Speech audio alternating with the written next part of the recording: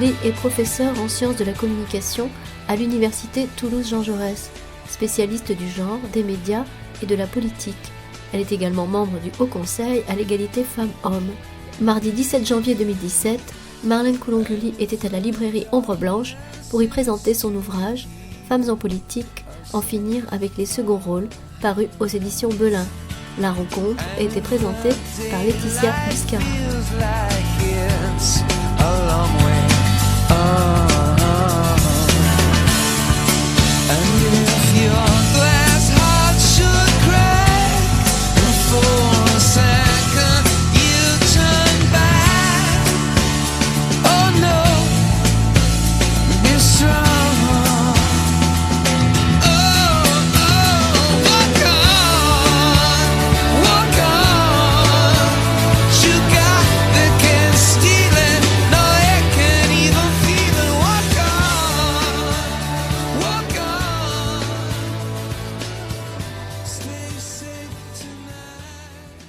Alors bonsoir à toutes et à tous. Donc on est réunis ce soir pour une rencontre avec Marlène Coulonguli qui va nous parler de son ouvrage « Femmes en politique, en finir avec les seconds rôles » qui vient de paraître chez Belin dans la belle collection Égal à Égal. Pour présenter cette rencontre, je me disais finalement que c'était pas chose aisée de présenter Marlène Coulonguli, tant son parcours et ses engagements sont finalement vertigineux quand on les regarde.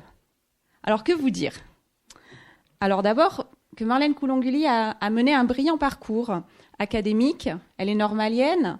Elle a soutenu une thèse sur la représentation politique au journal télévisé. Un travail qui préfigure la suite de son parcours de recherche consacré au triptyque, on va le voir, genre, politique et médias. Alors, elle est aujourd'hui professeure en sciences de l'information et de la communication à l'université Toulouse 2 Jean Jaurès. Et elle co-dirige l'équipe de recherche Mediapolis du LERAS, qui est le laboratoire d'études et de recherche appliquées en sciences sociales.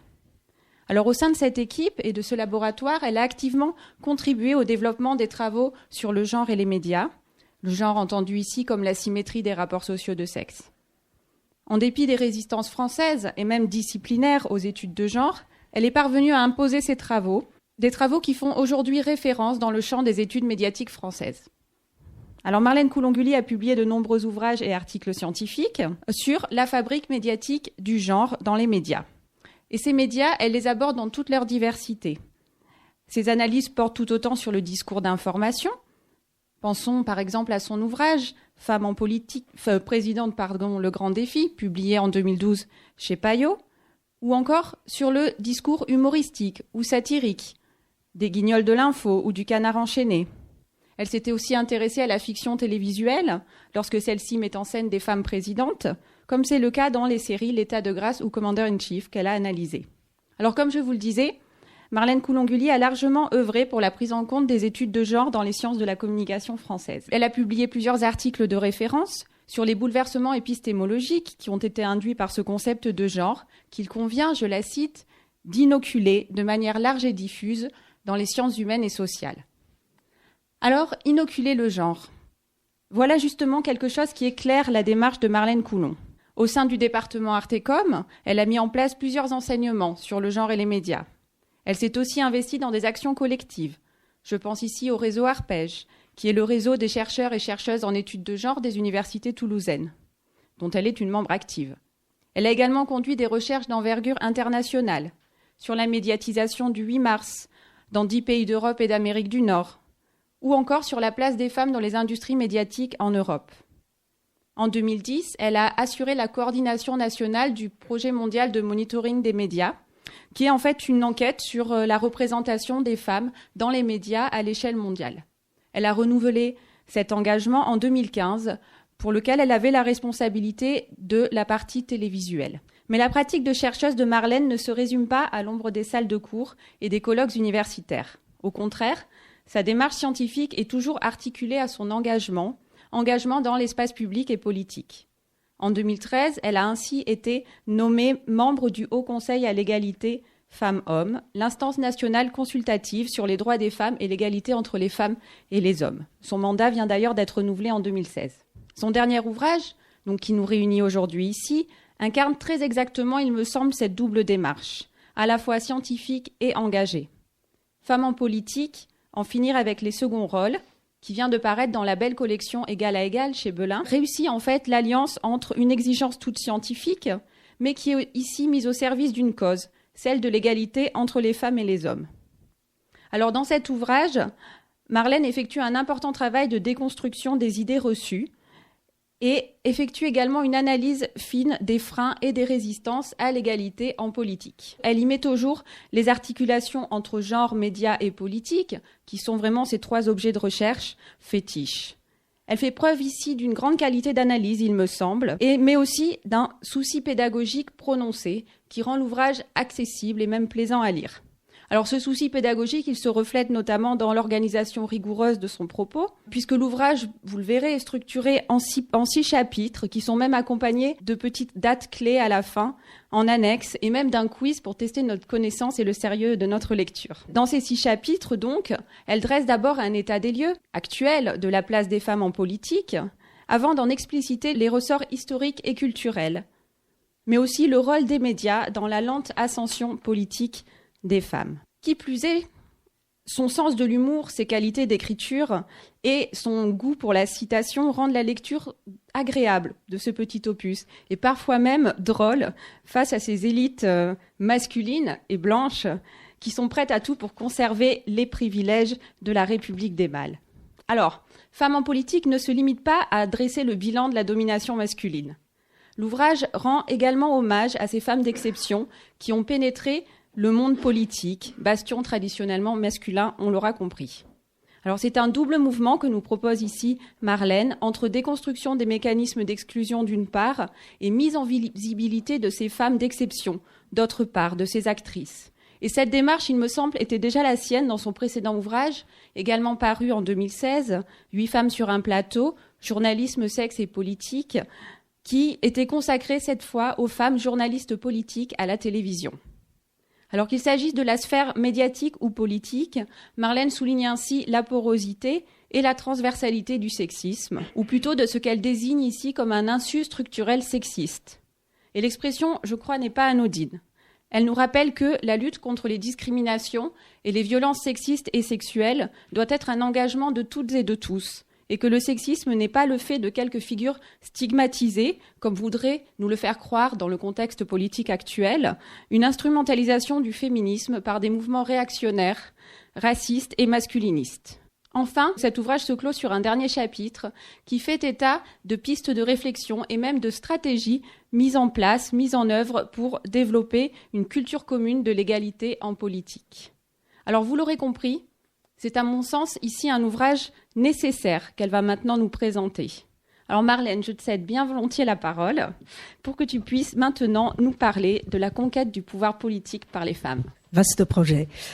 Merci d'abord à tous et à toutes d'avoir bravé le froid pour venir jusqu'ici. Alors je sais le Toulousain frileux et j'apprécie vraiment votre présence dans cette pièce. Et puis merci à Laetitia Biscara pour cette présentation très avantageuse. Je suis pas sûre de mériter toutes les louanges qu'elle m'a adressées. Donc, on va parler de cet ouvrage, effectivement.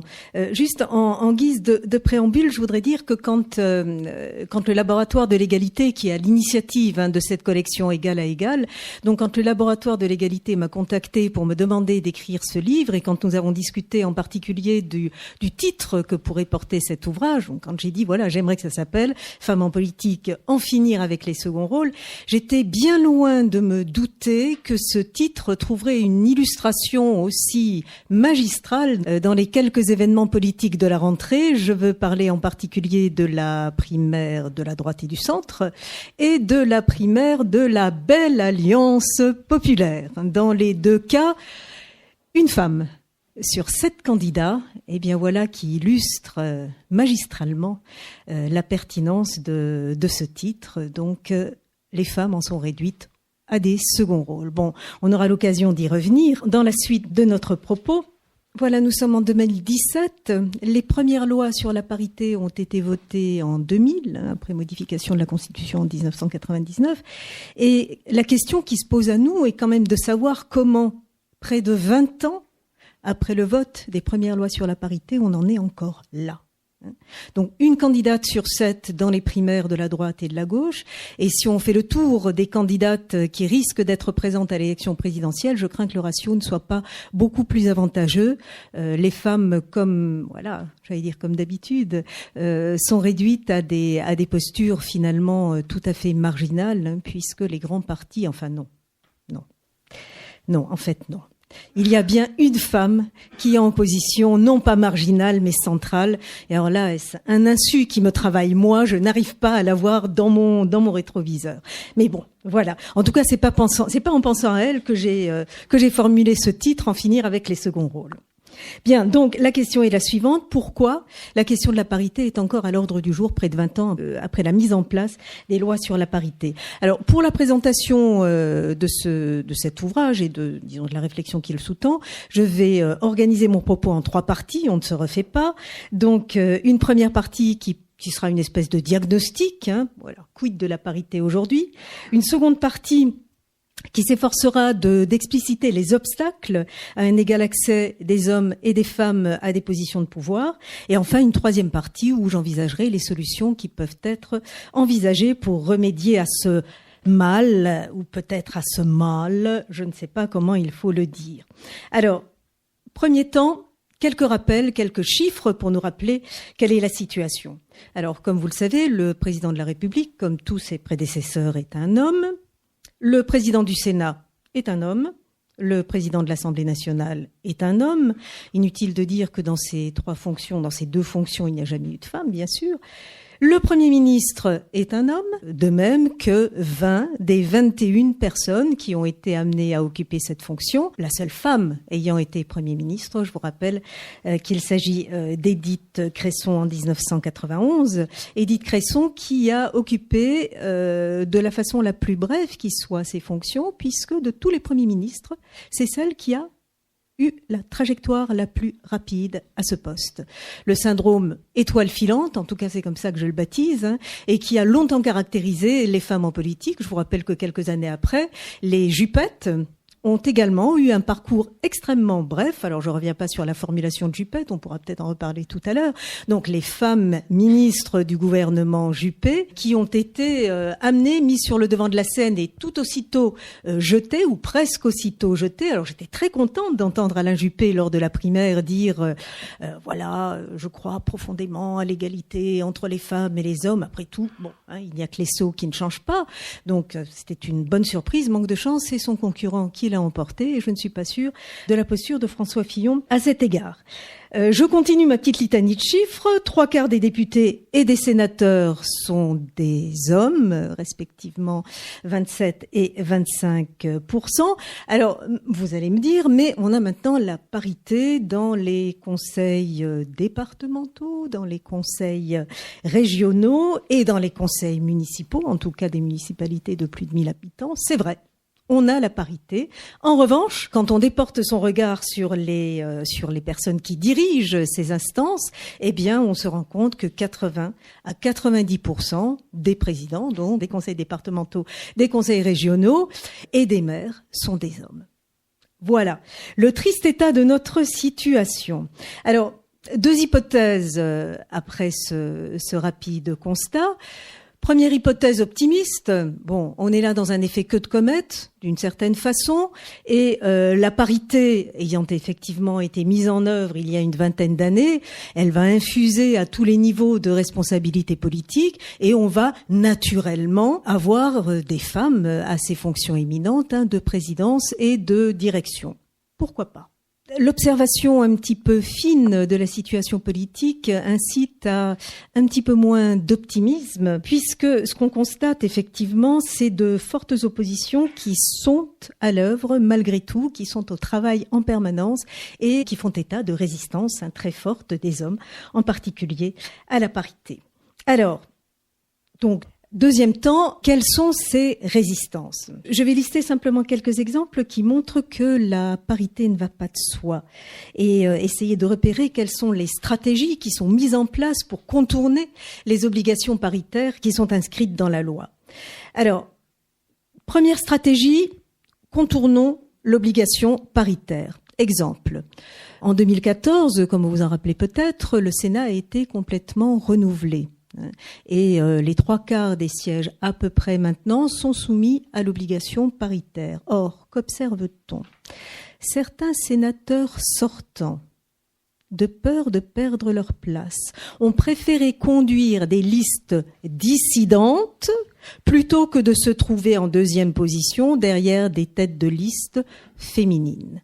Donc, contournons la stratégie, ce qui nous permettra peut-être de figurer malgré tout au Sénat. Donc, première stratégie de contournement. Deuxième stratégie, migrer vers les postes les plus en vue. Les fonctions de président, les fonctions de direction ne sont pas affectées par la contrainte paritaire. Donc on a vu les hommes migrer, non, on les a vus conserver ces fonctions de direction et de présidence. Stratégie numéro 3, conserver les postes régaliens et laisser les postes liés au care entre les mains des femmes. Alors je vous rappelle que les postes régaliens sont les postes, disons, les plus prestigieux. Régalien vient évidemment de Rex Regis, le roi, et désigne les compétences qui étaient historiquement définies comme étant au cœur du pouvoir politique. En d'autres termes, la défense, l'économie, les relations internationales, etc.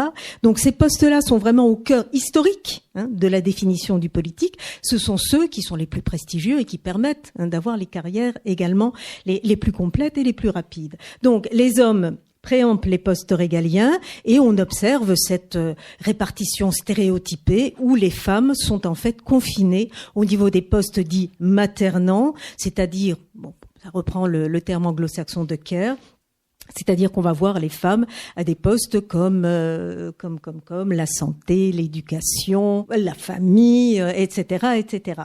Donc voilà, cette répartition stéréotypée est elle aussi typique de cette résistance masculine à un partage équitable des fonctions. À ce propos, je m'amuse toujours quand je regarde la composition des différents gouvernements de la mandature de François Hollande. François Hollande avait annoncé, et ça nous avait fait très plaisir, parité absolue au niveau des postes de ministres de ces gouvernements. Et c'est vrai, sur le plan comptable, il n'y a rien à dire, on est à du 50-50. En revanche, quand on essaye de déporter son regard et de faire une analyse un petit peu plus qualitative des choses, on se rend compte que le stéréotype, justement, de la répartition entre les postes liés au care, donc postes dits maternants, et les postes dits régaliens, est vraiment constante dans les différents gouvernements de François Hollande. Comme quoi, compter ne suffit pas toujours pour assurer la parité. Donc, stratégie 2, j'avais dit conserver les postes les plus en vue qui ne sont pas soumis à la contrainte paritaire. Donc, migrer vers les postes régaliens, ça c'était la stratégie 3. Stratégie 4, se serrer les coudes. Alors ça, les hommes sont très très forts pour se serrer les coudes quand il s'agit de conserver les postes de pouvoir. En 2012, l'Assemblée nationale a été évidemment renouvelée suite aux élections législatives et vous vous rappelez qu'il y a eu plusieurs candidats pour être président à l'Assemblée nationale. Ou peut-être ne vous en rappelez-vous pas, parce que c'est vrai qu'on a beaucoup parlé de la candidature de Claude Barthelone, qui a été élu président. En revanche, on a très peu parlé des autres candidatures et notamment des candidatures de femmes. Je vous rappelle qu'Elisabeth Guigou avait aussi été candidate à la présidence de l'Assemblée nationale et qu'elle n'a pas obtenu le poste. De la même façon, lorsque le Sénat a été renouvelé en 2015, il y a eu des candidatures de femmes qui n'ont pas été beaucoup médiatisée, je pense notamment à Madame Goulet, mais là encore, c'est l'indéboulonnable Gérard Larcher qui a été élu donc à la tête du Sénat.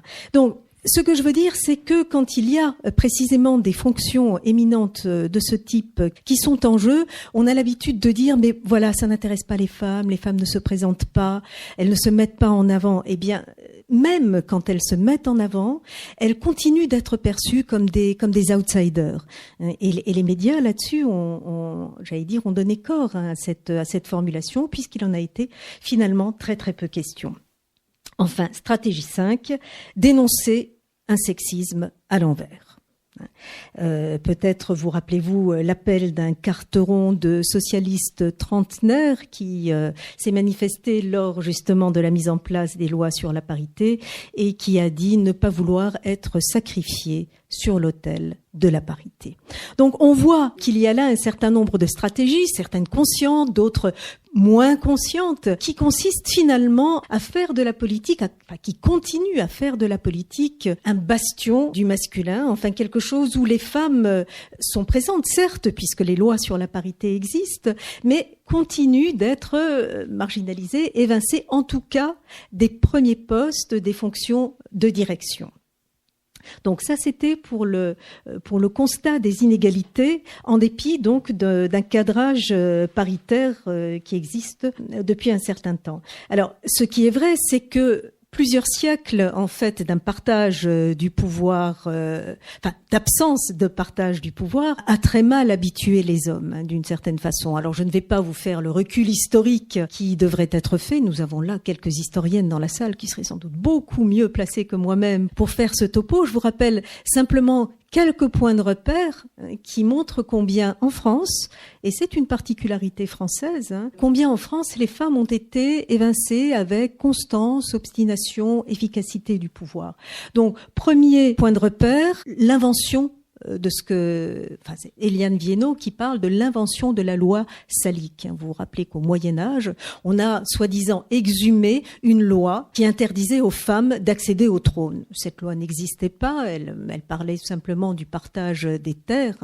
Bon, bref, on a utilisé cette loi pour éviter que les femmes ne viennent au trône. Il y a d'ailleurs un très bon documentaire qui est passé en partie inaperçu, c'est dommage, qui a été diffusé sur France 3, qui s'appelle Le règne des mâles, documentaire de Marie-Noëlle Dumay, et qui montre avec précision, avec vraiment beaucoup de pédagogie et d'humour, la façon dont a été inventée cette fameuse loi salique. Donc là, on est au Moyen-Âge, et la France, finalement, est un des rares pays d'Europe où le mot reine ne désigne jamais que l'épouse du roi, alors que les femmes sont reines de plein exercice dans tout un tas d'autres pays. Donc ça, au Moyen-Âge, alors on pourrait s'attendre à ce que la Révolution renverse la donne, puisqu'après tout, elle a mis fin aux privilèges, on se souvient de la nuit du 4 août. Eh bien, il n'en est rien, puisque les femmes qui ont eu une part extrêmement active dans la Révolution, alors depuis que les historiennes travaillent cette question, on se rend compte effectivement qu'elles étaient là extrêmement présentes pendant la Révolution, eh bien, elles ont été renvoyées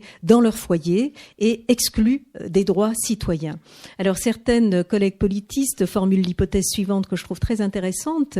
Elles disent, finalement, le renvoi des femmes dans leur foyer et le refus qui leur a été fait à l'époque de leur octroyer des droits civiques était moins conjoncturel que structurel. En fait, renvoyer les femmes chez elles était probablement la condition nécessaire pour que les hommes aient la liberté de pouvoir s'investir en politique.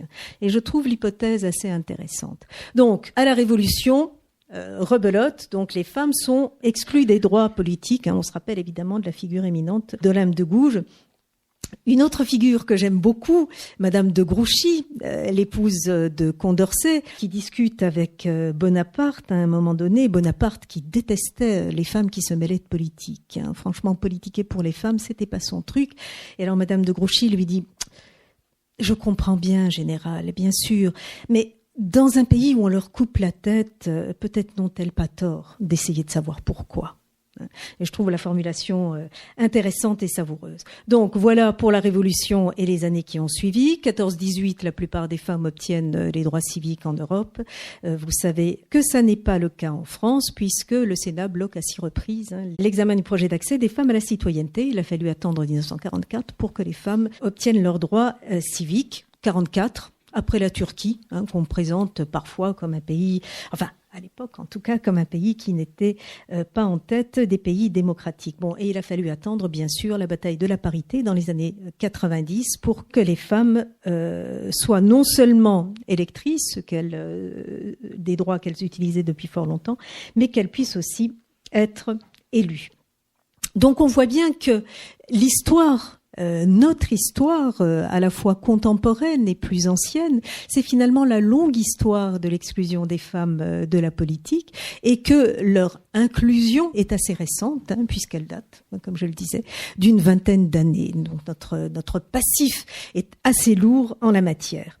Alors, l'homosocialité masculine, pour employer un gros mot, l'homosocialité masculine du monde politique, qui a été façonnée durant ces siècles d'exclusion, a finalement forgé un milieu politique qui est fondamentalement, radicalement sexiste. Ce que je voudrais mettre en avant très brièvement maintenant, c'est justement cette culture et cet imaginaire politique sexiste qui contribue, à mon sens, très fortement à maintenir les femmes à la lisière du pouvoir politique. Je cite souvent ce propos de Louis XIV, « Le peuple aime à savoir que le roi est puissant, sexuellement puissant, il faut qu'il ait des maîtresses, il faut qu'il ait des quantités d'enfants. » Vous allez me dire, Louis XIV, c'est le XVIIe, aujourd'hui on n'en est plus là.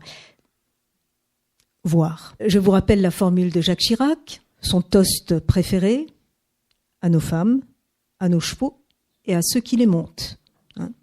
De Villepin ne fait guère mieux quand il parle en période d'élection de la France comme étant d'une femme à prendre. Il dit « ça la démange dans le bassin ». Elle veut qu'on la prenne.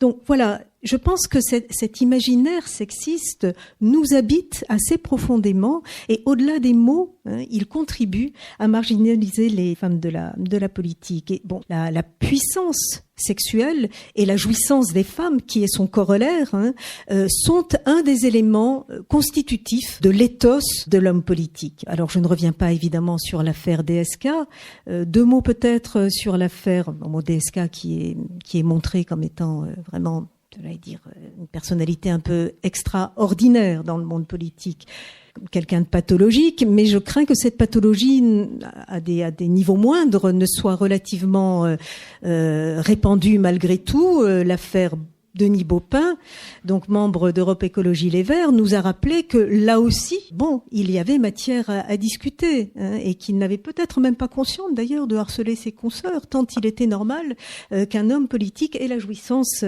des femmes du harem. Donc voilà, la puissance sexuelle et la jouissance des femmes est au cœur de notre définition du politique. Et je me rappelle que quand ce best-seller était sorti, Sexus Politicus, je ne sais pas si les uns ou les autres ont eu l'occasion de lire ce livre de deux journalistes donc qui avaient fait une enquête sur finalement sur la vie sexuelle des hommes politiques. Ils avaient été absolument sidérés de voir la facilité avec laquelle les hommes politiques confirmaient le nombre de femmes, de maîtresses qu'ils avaient, peut-être même d'ailleurs les exagéraient-ils, à tel point.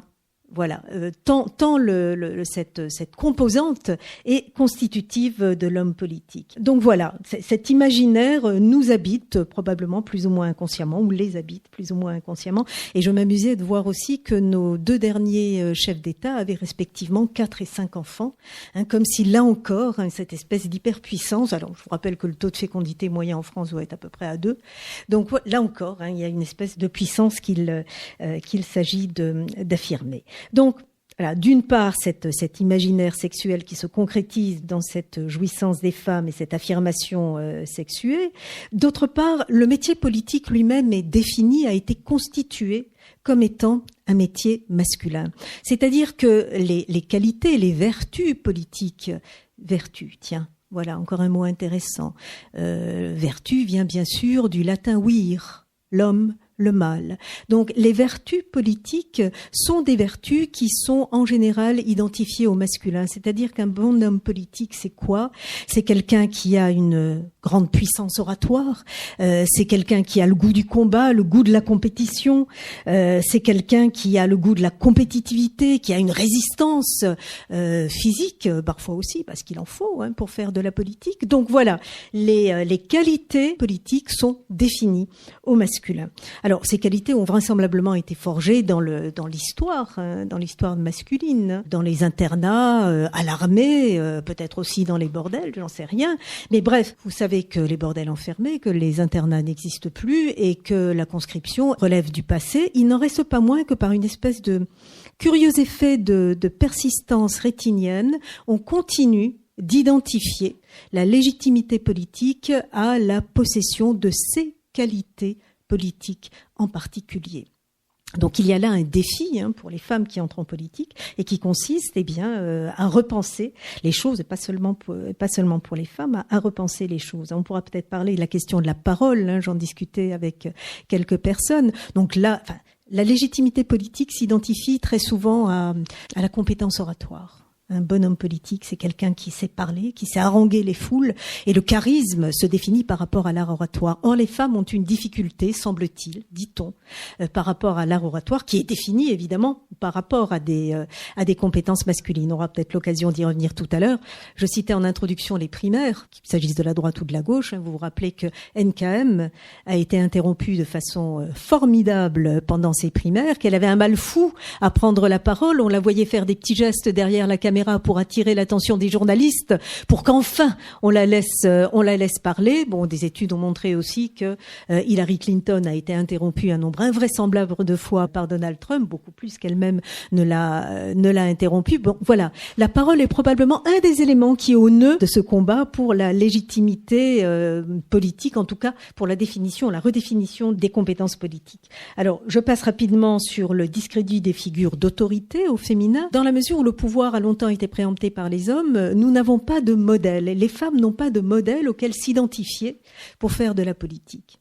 Donc, un discrédit permanent dont la littérature s'est largement fait l'écho. Je pense au mythe des Amazones, je pense aux sorcières, je pense aux pétroleuses, aux vésuviennes, aux tricoteuses. Donc, autant de figures de femmes qui se sont investies dans le pouvoir, dans la politique, et qui ont été évidemment fortement discréditées dans la littérature, une littérature bien sûr écrite par les hommes. Le mythe de la mégère, la femme de pouvoir acariâtre, traverse toutes ces constructions féminines. Bref. Les femmes n'ont pas de modèle politique, donc elles n'ont personne à qui s'identifier, et elles restent donc perçues comme des femmes avant d'être perçues comme des politiques. Bon, je rappelle quelques anecdotes, là encore, vous avez bien évidemment repéré l'épisode de Cécile Duflot à l'Assemblée nationale. Elle veut prendre la parole pour présenter le projet de loi sur le logement. Bon, les injures fusent dans l'Assemblée nationale. Elle a une robe à imprimer qui semble des imprimés à fleurs, et un de ses collègues enlève les boutons. Je ne sais plus, je crois que c'est Sandrine Mastier veut prendre la parole. On entend des caquettements à l'Assemblée nationale. Bref, on les prend pour des femmes, on les prend parfois aussi pour des potiches ou pour des poules, etc., etc. En tout cas, elles ont du mal à s'imposer en tant que politique. Donc, cet imaginaire qui nous structure, cette culture politique a été pensée au féminin et rend leur accès difficile aux politiques.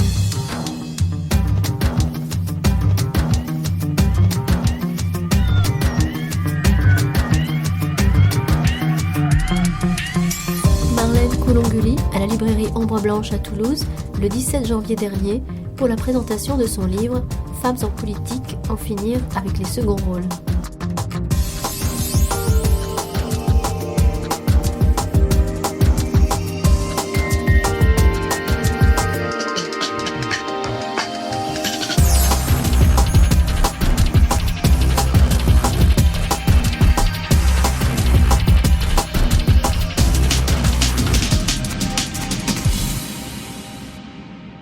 Dans cette seconde partie sur les obstacles qu'on identifie par rapport à la prise de pouvoir des femmes, ou par rapport à vraiment à l'application de la parité pleine et entière. Donc on a cet imaginaire, cette culture politique, et on peut s'interroger sur le rôle des médias dans la société contemporaine. Alors on vit dans une société qui est intégralement médiatisée.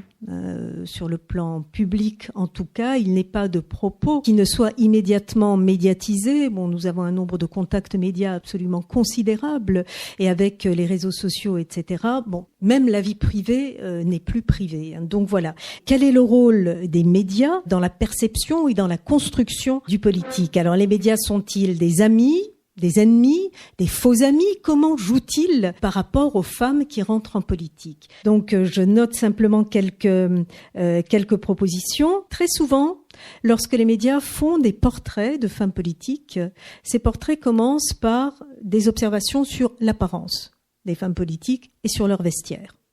Le petit tailleur rose, les talons, les cheveux lâches, etc., etc.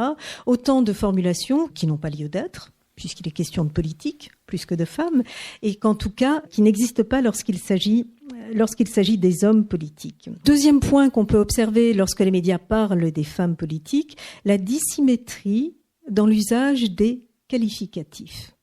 Le qualificatif est évidemment un des vecteurs normatifs les plus puissants de la langue. D'ailleurs, il y a un certain nombre d'études d'analyse du discours qui montrent que le discours est de plus en plus truffé de qualificatifs. Or, les mêmes qualificatifs ne désignent pas les hommes et les femmes. Un homme politique sera dit autoritaire quand une femme politique sera dit autoritariste, ou un homme politique sera dit fort quand une femme politique sera dite autoritaire. Par exemple, quand une femme politique reconnaît ne pas pouvoir répondre à une question, on considérera qu'elle est ignorante. Quand un homme politique dit ne pas pouvoir répondre à une question, il est honnête. Quand une femme politique change d'avis, on dit qu'elle est inconstante. Quand un homme politique change d'avis, il est à l'écoute de son auditoire. Bref, quand on essaye de travailler sur la façon dont les médias parlent respectivement des femmes et des hommes politiques, on se rend compte qu'ils projettent là des visions complètement différenciées de ce qu'est un homme et de ce qu'est une femme. Et je pense que cette dissymétrie dans la formulation est lourde de conséquences parce qu'elle nous travaille, nous aussi. Et on finit par considérer effectivement que les femmes sont plus inconstantes, moins compétentes, etc., etc. Donc je crois qu'il y a là quelque chose à dénouer qui est assez important et donc une formation à faire à l'égard des politiques. Ce qu'on observe aussi quand on travaille sur le discours des médias, c'est que ceux-ci ont la forte propension à interpeller les femmes par leur prénom. Najat, Ségolène, Roselyne, etc., etc. Marine, par exemple. Donc, les femmes politiques sont désignées par leur prénom, ce qui n'arrive absolument pas pour les hommes politiques. On ne dira pas François, Alain, etc., etc. Or, on pourrait dire, mais c'est plutôt sympathique, finalement, désigner une femme politique par son prénom, mais c'est de l'ordre de la proximité, de l'affectif, peut-être. Mais en même temps, rappelons-nous que le prénom, c'est quand même ce qui est en usage dans la sphère privée, dans la sphère domestique. Et quand on se présente dans le cadre de la sphère publique, c'est le nom qui est d'usage. Et je pense que ramener les femmes politiques à l'usage du prénom, c'est d'une certaine façon leur dénier une forme de légitimité dans le cadre de l'espace public. Donc là aussi, il faut que les médias travaillent un petit peu à ce niveau-là. Alors, une prise de conscience a eu lieu, et si on a un petit peu de temps tout à l'heure, je vous lirai volontiers une page formidablement savoureuse qui est parue dans Libération, où deux journalistes, femmes, évidemment, las finalement de voir les stéréotypes et les poncifs qui étaient utilisés pour parler des femmes politiques, ont décidé d'utiliser ces poncifs précisément, mais pour parler d'un homme politique. Alors, les obstacles étant identifiés, quelles sont les solutions qui se présentent à nous pour faire en sorte que les femmes ne soient plus confinées à ces seconds rôles? Donc, que faire pour que le pays des droits de l'homme soit aussi celui des femmes en politique? Alors, j'ai distingué trois grands types de solutions. D'abord, ce que j'appellerais la cuisine électorale. La cuisine électorale est évidemment importante et il convient de renforcer les lois sur la parité, puisque le constat est le suivant: quand il n'y a pas de contraintes, il n'y a pas de parité. Quand il y a des incitations à la parité est médiocre. Je prends l'exemple de l'Assemblée nationale où les incitations sont financières puisque les partis doivent payer des amendes dans la mesure où ils ne présentent pas autant de femmes que d'hommes sur les circonscriptions. Donc on voit que le résultat est là médiocre. Nous avons 27% de femmes à l'Assemblée nationale. Alors je suis relativement optimiste pour les prochaines élections législatives parce que le plafond des amendes a été augmenté et que la situation financière des partis n'est en guère guerre florissante à l'heure actuelle, peut-être cela les contraindra-t-il à être un petit peu plus offensifs sur ce plan. Donc voilà, du côté de la cuisine politique, il me semble qu'il faut harmoniser par le haut les procédures, les dispositifs paritaires. Bon, limiter le cumul des mandats est évidemment indispensable. On sait que des premières dispositions ont été prises pour éviter le cumul de mandats locaux avec un certain nombre de mandats nationaux. C'est évidemment une des solutions indispensables pour éviter les primes à la notoriété et surtout pour libérer des espaces pour de nouveaux entrants, des jeunes, mais aussi des femmes. Donc le cumul des mandats est évidemment très important. Deuxième série de mesures qui portent davantage sur les viviers, qui permettent à des femmes de s'engager en politique, associations, syndicats et partis politiques. Donc il faut là rendre l'engagement désirable, c'est-à-dire faire en sorte que les femmes se sentent accueillies et envie de s'investir. Je pense notamment aux partis politiques. Vous savez que plus les partis sont anciens, moins les femmes y sont présentes, en particulier parce que les modalités de fonctionnement sont extrêmement excluantes. Qu'il s'agisse des horaires de réunion, qu'il s'agisse des prises de parole qu'on évoquait tout à l'heure. Donc les femmes ont souvent du mal à rentrer dans la prise de parole.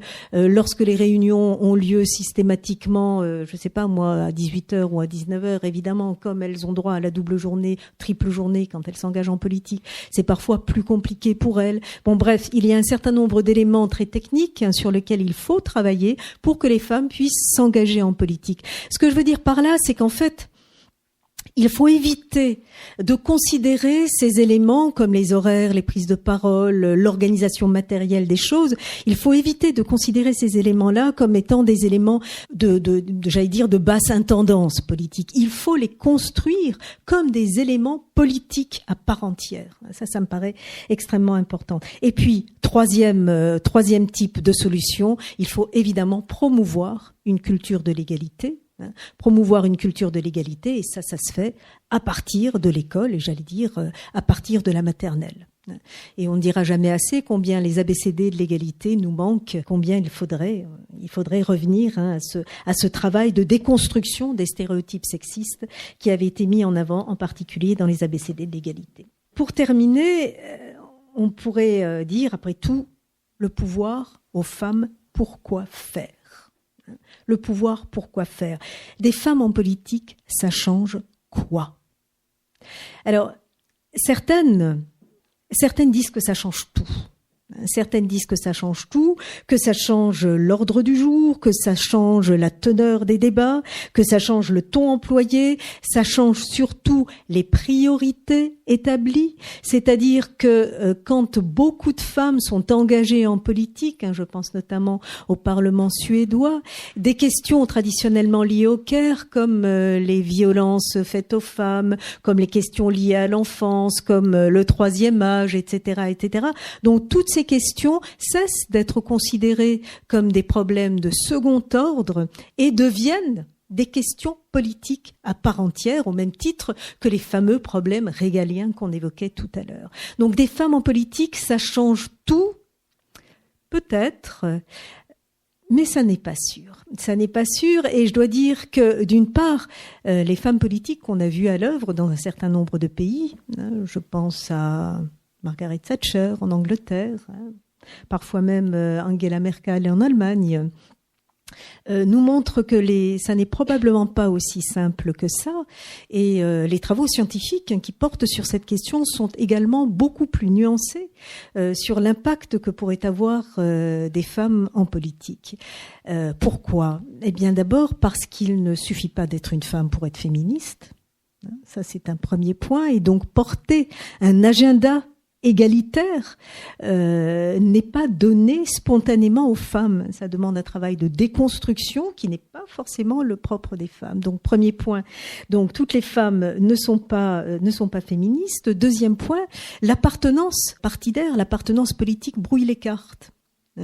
Et il est évident que les partis de gauche ont très souvent, traditionnellement, historiquement, une approche plus sociale des problèmes politiques que les partis de droite, et du coup, Il est fréquent, quand on analyse justement la structuration des prises de position, notamment à l'Assemblée nationale, il est fréquent de voir que des hommes de gauche ont des approches finalement plus pro-féministes que des femmes de droite. Donc l'appartenance idéologique brouille les cartes.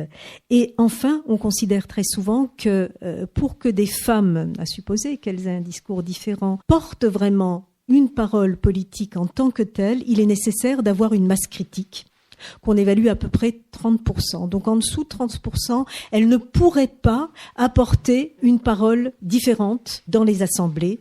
Il faut avoir ce seuil critique. Roselyne Bachelot le disait en ces termes, il faut que nous chassions en meute, disait-elle. Donc, si les femmes doivent être plus nombreuses en politique, c'est pas forcément parce que elles doivent apporter un discours, elles doivent porter un discours différent. Ça, c'est ce que ma collègue Réjeanne Sénac appelle l'égalité sous condition. Ce n'est pas sous condition que les femmes doivent être intégrées dans la vie politique, mais c'est tout simplement pour des raisons de justice.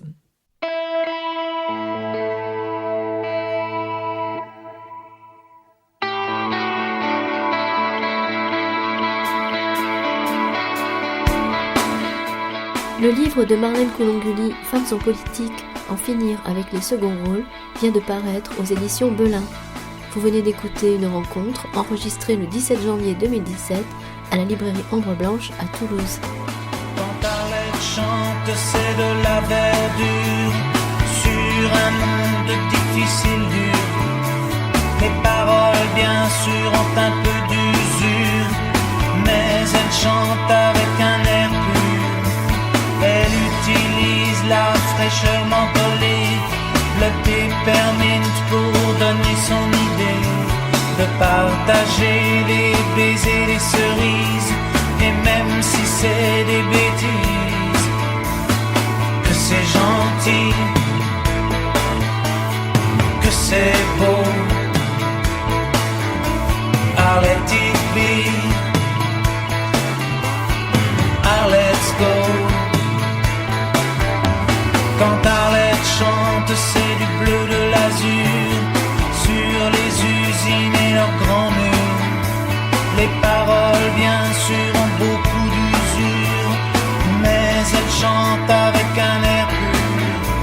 Elle nous suggère la guerre, de pas la faire, que sur la terre les hommes sont des frères, de partager les soucis, les chemises, et même si c'est des bêtises, que c'est gentil, que c'est beau. I'll let it be, I'll let's go.